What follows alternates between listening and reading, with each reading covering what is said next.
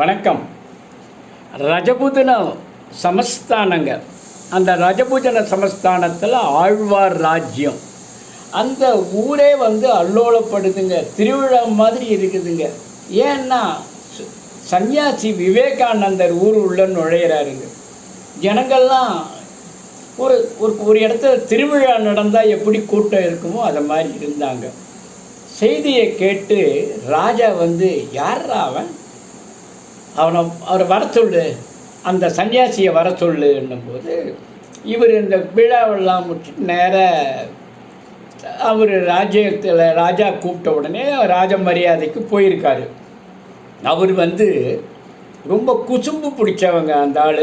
இந்த ராஜபுதன சமஸ்தான ஆழ்வார் ராஜ்யத்தில் ராஜா என்ன சொன்னார், பண்டிதர் நீங்கள் ரொம்ப படித்தவர், பண்டிதர், சம்பாதிக்கிறதுக்கு நீ ஏன் பிச்சை எடுக்கிற அப்படின்னாரு.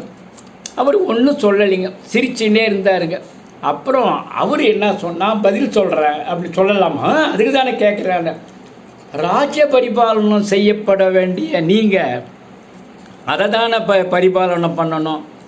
அதை விட்டுட்டு இங்கிலீஷ்காரங்க கூட சேர்ந்து வேட்டையாடுறது, கேளிக்கையில் ஈடுபடுறது, இது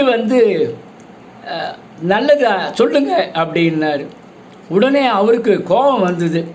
யாருக்கு? ராஜாவுக்கு. தன்னை கேட்டால் கோபம் வந்துடுமே. சரி, நான் இன்னும் ஒன்று கேட்குறேன் சொல்லு அப்படின்னும் போது, கேளுங்க சொல்கிறேன்னும் போது, கல், உலோகம் இதெல்லாம் வச்சு சாமின்னு பூஜை பண்ணுறீங்களே நீங்கள், இது மூட நம்பிக்கை சரியில்லையே அப்படின்னு சொன்னார். சரி அப்படிங்களா, சரின்னு சொல்லிட்டு திவான் இங்கே வாங்கன்னு கூப்பிட்டாரு. யார்? அவங்க ராஜ்யத்தோட திவானை இவருக்கு சன்னியாசி கூப்பிட்டாரு. வந்தார். அந்த படத்தை எடுங்கன்னாரு. மேலே ராஜாவோட தகப்பனார் படம் இருந்தது. அதை எடுத்தாங்க. எடுத்து என்ன பண்ணார், அந்த படத்தை கீழே போடுறதுக்கு தள்ளின உடனே பிடிச்சிக்கினாங்க.